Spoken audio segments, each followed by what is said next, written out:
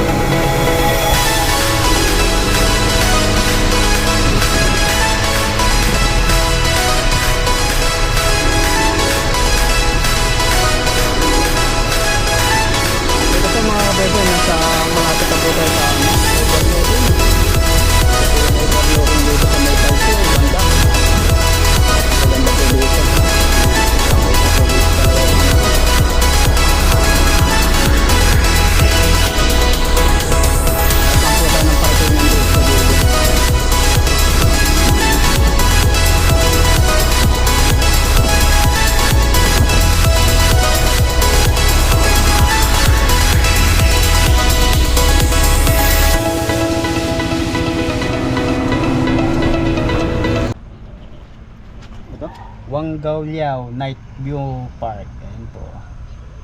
Ewan ko kung tama yung basa ko. Kaya po, dito tayo. Isa po ito sa mga dinarayo ng mga mga turista. Maganda po kasi dito sa area na to mga kapepoy. Ayan. Dito po sila mga pinagtatagpo pero hindi tinadhana. Ayan po. Pero wala pa po siyang tao. Aga pa. Ayan po. Minamamasyal na din po doon sa kabila. Ito po. Ayan. Parang mga Pinay yun.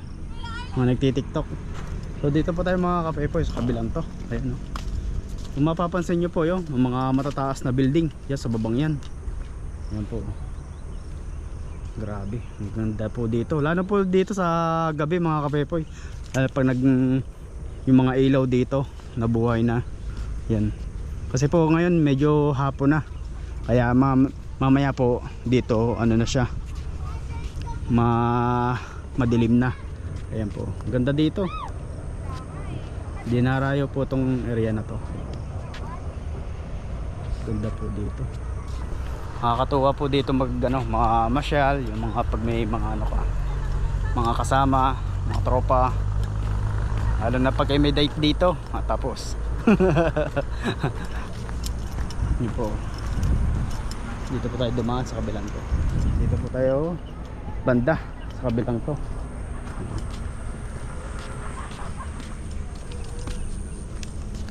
So mga kapepoy, namasyal muna ako ngayon gawa ng wala naman tayong overtime. Dito muna po tayo pumunta. Ayan. Abang nagkukwentuhan tayo, dito muna tayo. Ayan po. Hello po mga kapepoy, ayan at andito muna tayo sa gilid-gilid nagpapahangin. Ayan.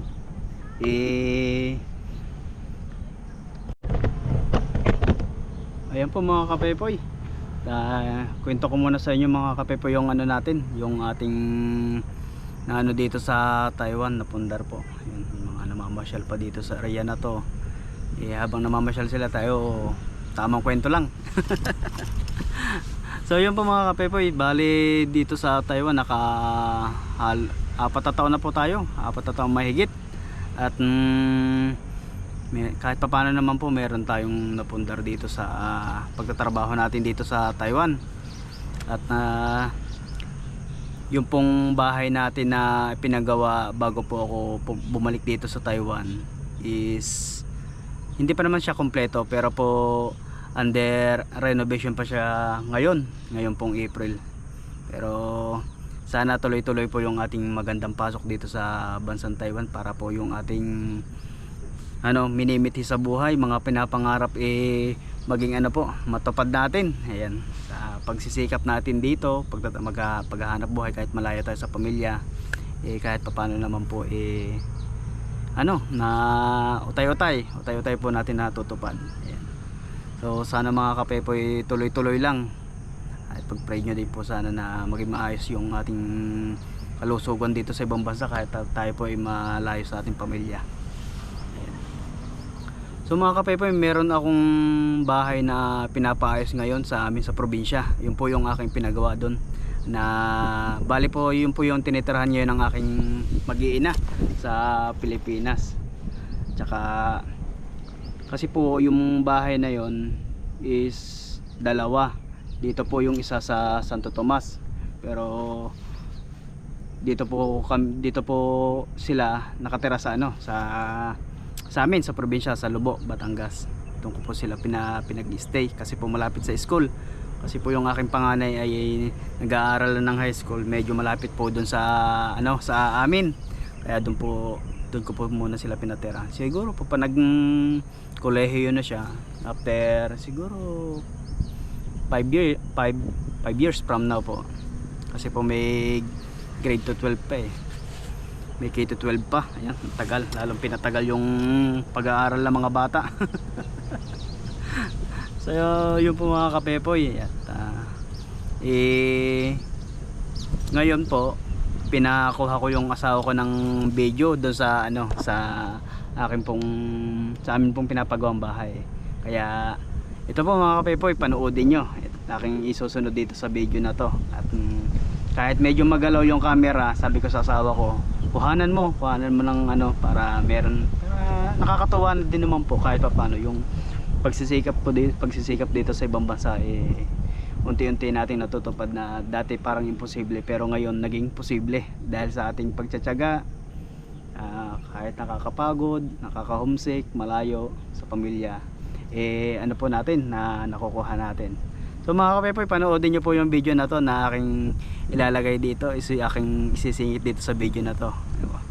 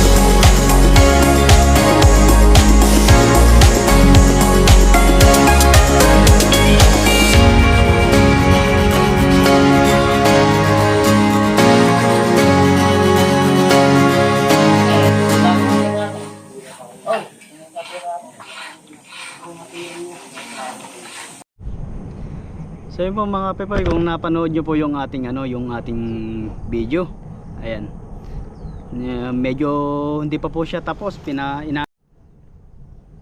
hindi pa po siya tapos, ongoing pa po siya, ginagawa ngayon. Kaya sobra po tayo nagpapasalamat kahit paano nga kung napanood nyo po yung mga video. At kung makikita po ninyo, hindi pa talaga siya tapos. Wala pa siyang tiles, wala pa siyang kisame, pintura, wala pa po. Kulang na kulang pa, marami pang pera ang magagastos nyo sa bahay na yun. Ayan. So syempre mga kapepoy, sobra din po ako nagpapasalamat sa inyo sa pagsubaybay po sa aking mga vlog. Kahit po siya ay hindi naman totally kalakihan ng mga views, kahit papano po tayo ay may kinikita naman sa vlog, sa mga pag ginagawa natin dito sa bansang Taiwan, kung ano po yung ating mga ginagawa sa ating buhay pag wala tayong mga pasok, walang OT, ganyan, nakakasingit tayo mag vlog. Tsaka syempre mga kapepe, kahit paano naman tayo ay kumikita naman ng kaunti sa vlog. Alam niyo po ba ang ginawa ko do sa na yan, sa kinikita ko dito sa vlog ko, kahit paano po naidadagdag ko pambili ng mga materyales. Ayan, kagaya po pagpipinish, yung pong pagpipinish na yan ay sa vlog ko kinuha. Ayan, yung semento, tapos may binili akong mga bakal kasi po maggagawa ko dun sa harap po ng ng kanal, pinapagawan ko ng kanal. Tsaka yung basta kung ano po yung mga binibili kong mga materyales para sa bahay. Ayan. So yun po, sobra po ako nagpapasalamat sa inyo kasi po dahil din sa inyo, kaya kahit paano po meron tayong naidadagdag sa panggastos sa ating mga pinapagawa po sa ating bahay. Ayan. Siyempre yung iba panggatas ng aking bunso. So yun po mga kamaypoy, at ako po ay sobra nagpapasalamat sa inyo sa mga panonood po ninyo sa aking mga vlog. Sana patuloy nyo po akong suportahan sa aking mga ginagawa. Ayan. So ito po mga kapepoy, yung isa kong bahay sa po tawag dito, sa Santo Tomas. Yan, bali po yun ay na-acquired ko sa nakuha ko po sa Pag-ibig. Sa Pag-ibig ko po yun siya nakakuha noong 2023 pa. Bali po nauna yung nasa sa Pag-ibig ko na nakuha bago tong aking pinapagawa sa probinsya. Kasi po ito sa probinsya ay noong 2024 ko pinagawa.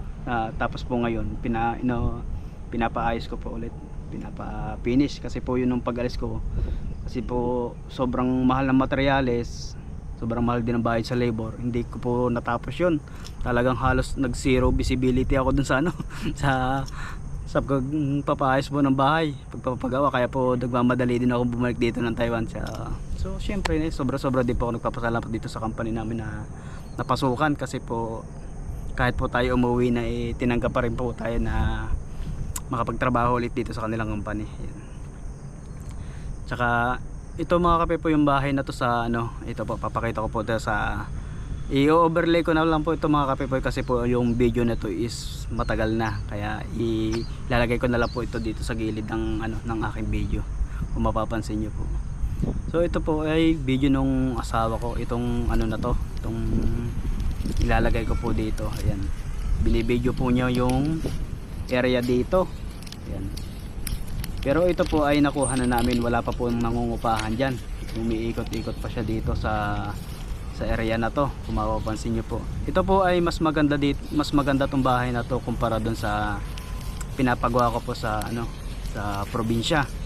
Pero okay din naman po yun sa probinsya, kasi po yun ay yung modern house na ngayon, yung half loop.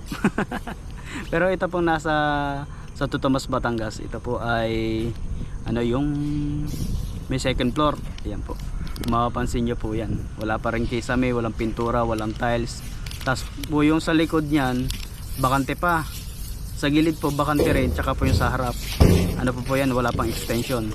So yung pong kinuha kong dyan parte ay end lot po yung kinuha ko dyan mga kapepoy, kasi po mas gusto ko po yung may bakante pa dito ng konti.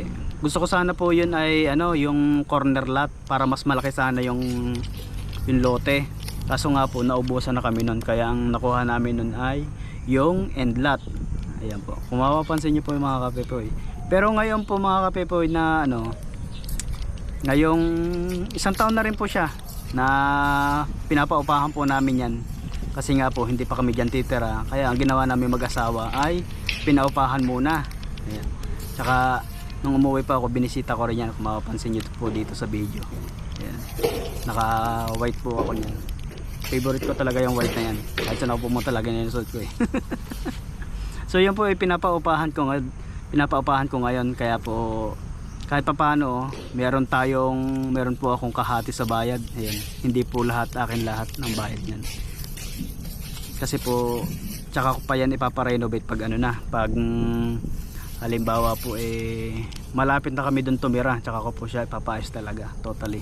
Pero sa ngayon po pinapaayos ko muna itong tinitirahan namin sa sa probinsya, sa Lobo. Pero ito pong bahay kong isa sa Santo Tomas, Batangas po yan. Dahil po city ng Santo Tomas, Batangas, marami, medyo lungsod na, marami ng tao, maraming factory, siyempre marami pong nangungupahan dyan. Kaya yan po naisip namin na kumuha ng unit doon. Yan. So kahit pa paano naman po mga kapepo yung ating mga pinaghirapan dito sa bansang Taiwan, may ano naman po, may napuntahan. Yan. Hindi naman po tayo masasabi na yung ating pinagpaguran dito sa ibang bansa ay wala naman napuntahan. Yan. May napuntahan naman po kahit pa paano. At ngayon ko lang po yan in-reveal kasi natutuwa lang ako, kasi po syempre sa pagsusumikap natin dito sa ibang bansa nakikita natin yung resulta. Yan. Kaya po do sa advice natin sa mga ibang gustong pumunta dito sa ibang bansa, sa makakapanood po ng ating video, sa pag binigyan po kayo ng pagkakataon na makapaghanap buhay dito sa ibang bansa, may magandang kita, po ano lang talaga, mag-save po tayo. Kung may mga pinaplano tayo sa buhay, may pinapangarap, yan po ay matutupad natin kung yan ay tutulungan nyo rin yung sarili kung paano mag-ipon. Ayan. Kung may ipon ka, syempre pag uwi mo sa atin sa Pilipinas, meron kang may papagawa kung ano man yung gusto mo ipagawa o negosyo. Ayun. Kaya kailangan lang po natin dito magsumikap, syempre magtiis talaga, malayo, mahirap malayo sa pamilya lalo na pag may sakit. Ayun. So ganun lang po mga kapepoy ang ating mga gagawin sa buhay kung talagang gusto natin may mangyari. Ayan. Kailangan syempre bibili rin tayo ng mga gusto natin, halimbawa damit, yung mga konting borloloy sa katawan. Ayan. Ako po kasi hindi ako masyadong mahilig bumili ng mga borloloy sa sarili. Talagang kung ano yung meron dyan, yun na yun. Bibihira po akong bumili mga kapepe, kaya siguro kaya nakatipid din ako. Hindi rin ako masyadong, nagala kami nun dati pero may baong kaming pagkain nun, kaya kami nakakatipid. Ang dala lang po namin nun ay panggas o kaya pambili ng 7-Eleven man lang. Pero yung totally gala talaga nagagastos, hindi po kami nagagastos no. Kaya kahit pa paano naman po nag-enjoy tayo dito, pero nakakaipon naman. Pero sa ngayon nung nagpapagawa ako ngayon, grabe, said. Sabay-sabay. Pero syempre po kahit pa paano naman tayo naman nagpapasalamat pa rin.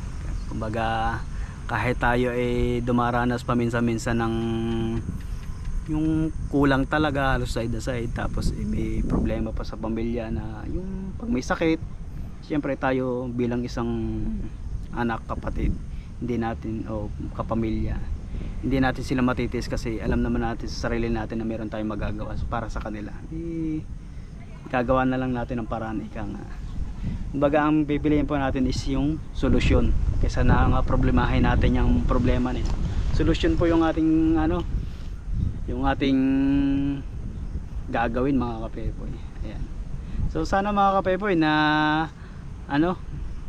yung aking kwento, pero ito po totoo po yan na pero yung bahay ko po sa Santo Tomas, hindi pa po yan fully paid. Po yan, every month binabayaran ko po yan. Pero itong sa amin sa Batangas probinsya, ayan po ay cash mismo yan, pinagawa ko po mismo talaga yan. Kaya kung magtataka kayo mga kapepoy, akala ninyo ako lang gumastos dyan, kasama ko po dyan yung asawa ko. Kasi po siya ay na unang nag-abroad po sa akin. Bali po ang bansa niya napuntahan ay sa Hong Kong.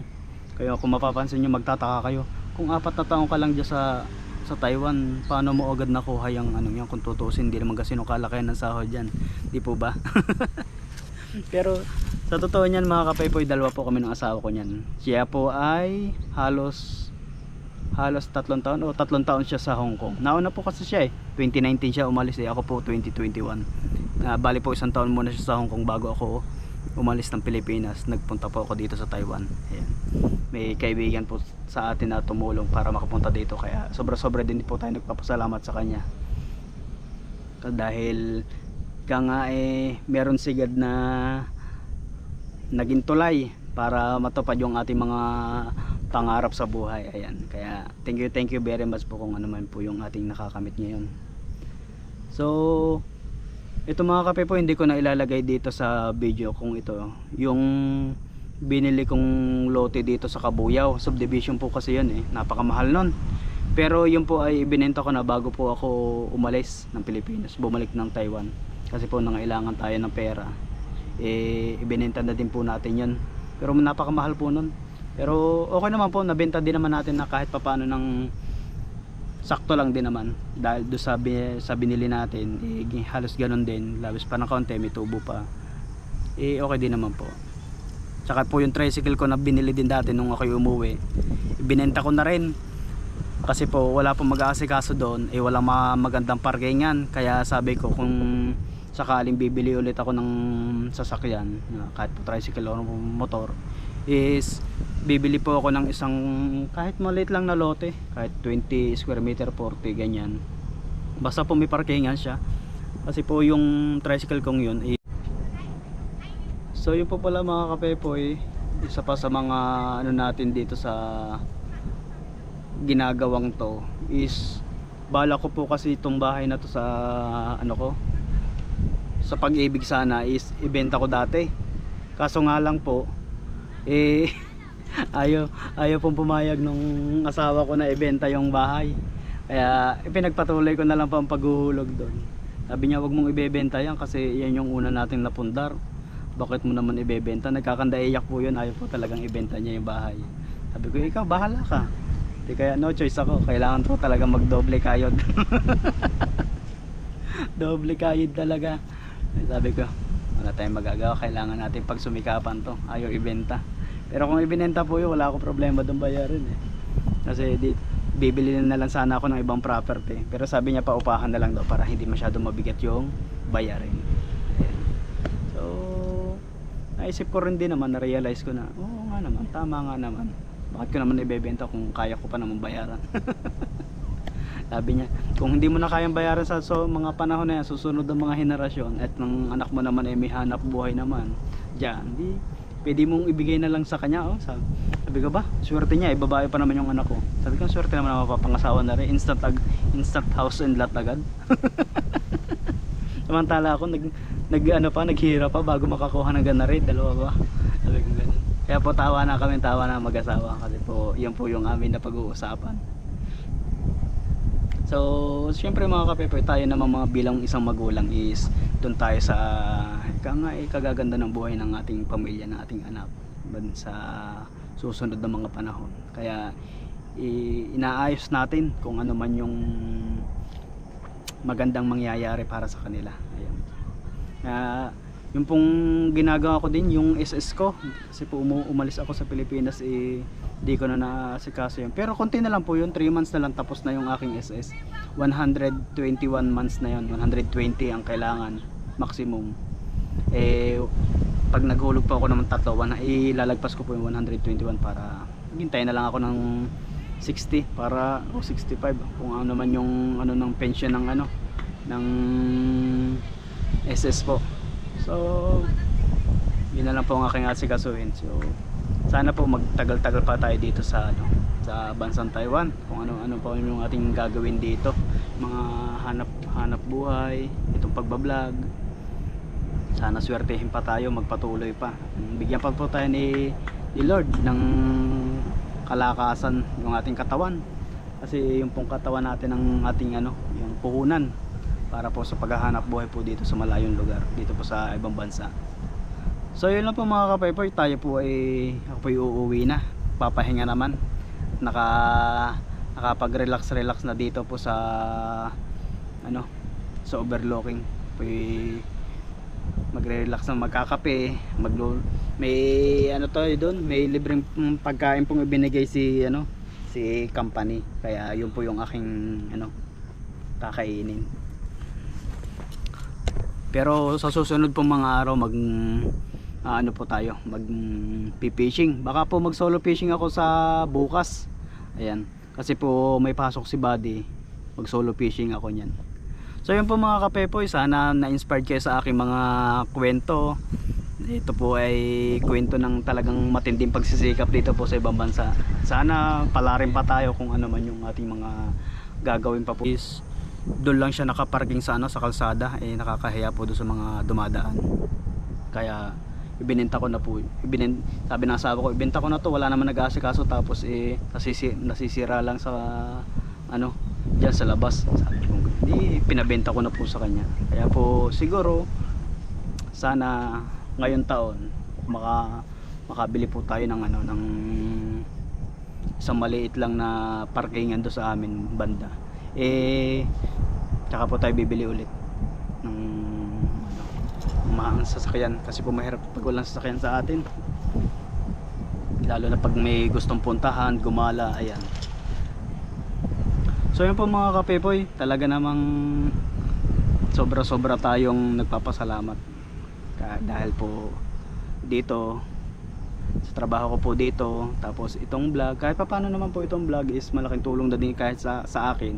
Hindi naman po sobrang kalakihan ng kinikita ko dito sa vlog, pero nagsobra din po ako nagpapasalamat, kasi kahit pa paano po nakakadagdag po ito sa mga gastusin ko po pag papagawa ng bahay, ayan, pag panggatas ng aking si Bunso, ayan, pag meron akong kapatid o magulang na yung binibigyan, di ba? Kahit paano po ayan, sobra na po tayong nagpapasalamat, sobrang blessed, dahil may mga taong tumutulong sa atin para kahit paano po yung kita natin ay madagdagan. Siyempre itong company po na pinagtatrabaho ko dito sa bansang Taiwan, ayan po yung sobra natin pinapasalamatan talaga. Kahit po mahirap yung trabaho ko dito, at yung kamay ko sunog na puro kalyo na, madilaw na yung kamay ko kasi po puro kalyo yan, dahil po matitigas na bakal yung mga binubuhat yan. Pero mataba pa rin, kaya mataba po ako mga kapepoy. Pagod, gutom, siyempre kakain tayo. Grabe. So yun po mga kapepoy, marami na pong tao na punta dito, ayan yung mga namamasyal.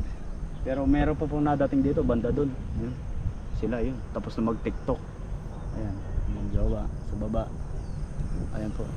So dito po ako tumambay ngayong araw mga kapepoy, kasi po wala tayong overtime, sakto din po, maganda dito ang view at maano po yung sariwang hangin, kaya po dito ako nagpunta. Ayan. Sana po mga kapepoy na inspired ko kayo sa aking kwento, sa aking sa aking mga nangyari sa aking buhay. Maraming pagsubok pero kinakaya. Sa lahat naman po tayo may pagsubok naman talaga sa buhay, pero syempre tayo patuloy na nagtsatsaga at nagsusumikap. So yun po mga kapepoy, maraming salamat po sa inyong lahat. Tayo po ay uuwi at magpapahinga para masarap magkape.